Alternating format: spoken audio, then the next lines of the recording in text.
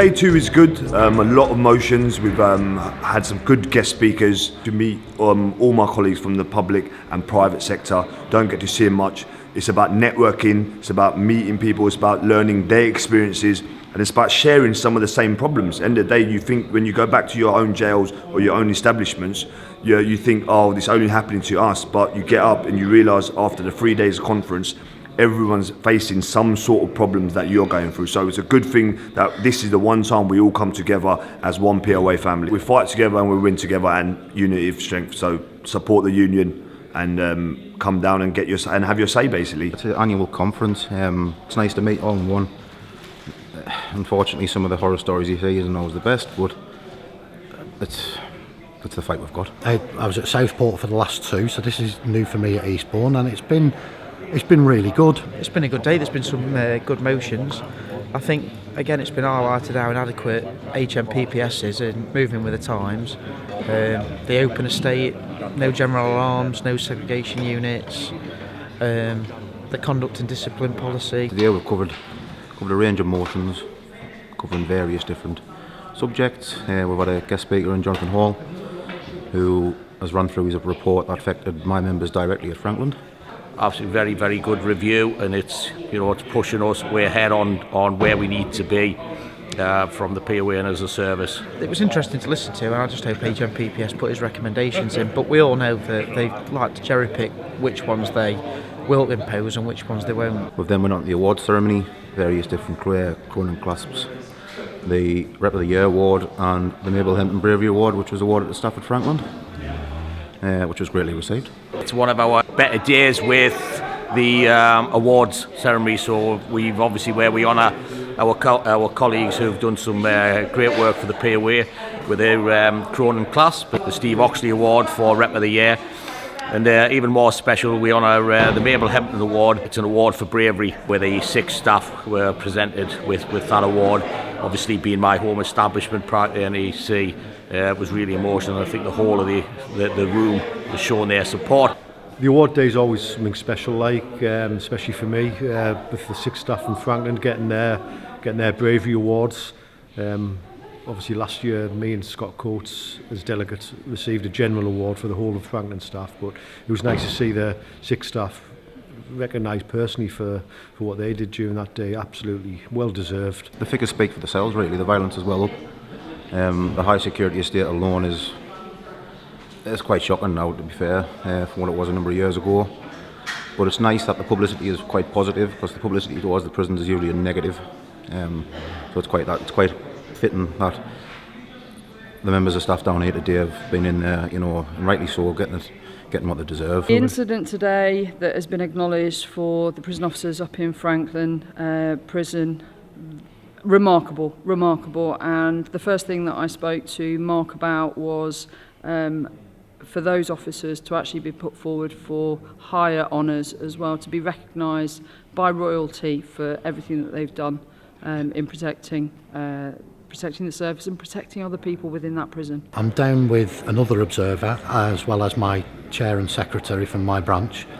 All of us have been in over 20 years in the job, so it's nice to see some old faces and also to meet some new people and to see some of the people getting up very nervous for their first time speaking, and it's nice to see there's been so many. Sonia Stringer, HMP Woodhill, acting sec, first time speaker and delegate. It's good to get one under your belt. It breeds your confidence, and it's nice to see everyone engaging in conference. Absolutely great to see that the movement's still going, and we've still got people coming through and they feel confident enough and supported enough to get up there on the stand and speak. So yeah, absolutely fantastic day. We also had the DG of Northern Ireland Prison Service, who was an absolute breath of fresh air. It was clear from her speech today what respect she has for the union and what respect she has for prison officers. She's certainly driving that. She seems to be doing a hell of a lot more for the Northern Irish Prison Service than our HMPPS are. So they've got their bespoke staff survey for operational staff. HMPPS won't do it. Trying to improve training, HMPPS are reluctant to do it. They've got passing out parades again. They're issuing him number ones. Everyone seems to be progressively moving forward, and the prison service in England and Wales keeps moving back. Having worked over there when I was in the forces and know how divisive it was then in the 90s, to see the difference they've made and how things are looked at differently, and to hear a Director General echoing a lot of the things that the POA have tried to install here, can fully understand why Mr Fairhurst said about maybe her going for our Director General job, because that would definitely be a very refreshing change. And I know HMPPS must be thinking, we don't want that, because there's reforms that have happened over there that are well needed and well out of time for here. The national drives, what we're going for, is various different campaigns ongoing, various different ongoing support from MPs, etc. Very high, powerful people. I just think we've got to go to the end until we achieve them. We need to stand up and fight. These motions and these problems are not going to solve overnight. You know, we have to pass legislations, governments. So we need the more momentum and the more people getting up, speaking on these same issues is the only way we're going to, get these things like right to strike, pensions still a big thing, and pay. You know, how long have we been talking about pay? So yeah, we need to fight. We need to ask the same questions and not be scared about asking these questions. Various different debates on violence across the estate. It's on the rise. The figures are going in the wrong direction, sadly. It's about what we can do about it, as local level, and then push it national. During the Fringe meeting on making a stand against far-right beliefs, I felt it was important to mention that people coming in, immigrating to this country, and immigrants and asylum seekers have been happening for hundreds of years now. My family came over in the Second World War from Norway, escaping the Nazis, and were welcomed. Polish people came over here and made the biggest foreign fighting force during the Second World War. This is combating the far right Fringe meeting. So I was speaking to Steve and Jeff about it before, and it's becoming more and more prevalent again. It tended to die off, and I think now the younger generation, it's becoming popular again, and because of social media and the advancement with social media, they can put out the propaganda a lot more now. So it's a problem that's coming back, and unfortunately it's starting to creep into the workplace. Groups like Reform, Reclaim Britain, they're all buying into that extremist, ultra-nationalist view. All trade unionists should be uniting in the same way. We all believe the same things about workers' rights and about the rights of people as a whole. And as Mark Fairhurst mentioned in the Fringe meeting, we're all human. It's not one race or this race, we're all the human race. So that should be the focus of all trade unionists, about everybody's rights and making sure that everybody feels safe to be able to express themselves and to work and to make their lives better, as we all can. Very useful, actually. I think a lot. It's only going to get worse, to be honest. I think, in the way some of the current political parties are heading is quite shocking.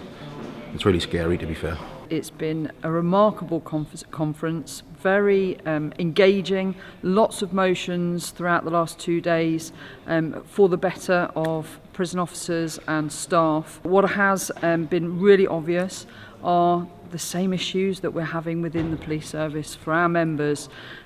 Understaffed, the amount of assaults that prison officers are receiving, high-level, dangerous incidents that are getting themselves involved in, the lack of PPE, the lack of leadership, the lack of training.